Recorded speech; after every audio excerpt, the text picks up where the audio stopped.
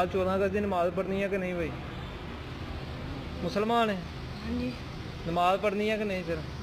ये थे हुए पढ़ांगे जे पिंड पहुंचना 7 बजे 4 बजे हैं? पिंड जे तेरे से सवेरे पढ़ांगे। हाँ जे 4 बजे गड्डी आंदी है। हाँ जे पिंड तुर के उत्थे पढ़ना 7 बजे ते फिर नहीं पढ़नी। ठीक है भाई, पक्की गल है? पक्की गल है।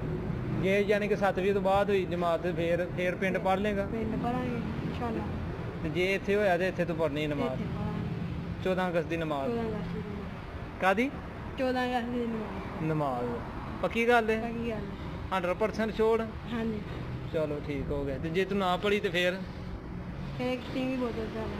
स्टिंग की बोतल तू सानू पियाएगा? हाँ जी। चलो जी ठीक हो गया। ठीक है। डन पढ़ी बेस। तुम भी पियाओगे?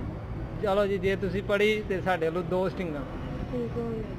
ਮੁੱਕੀ ਹੈ ਜੀ। मुझे गल ਜਮਾਤ ਦੇ ਨਾਲ ਪੜ੍ਹਨੀ ਹੈ ਪਰ अल्हम्दुलिल्लाह।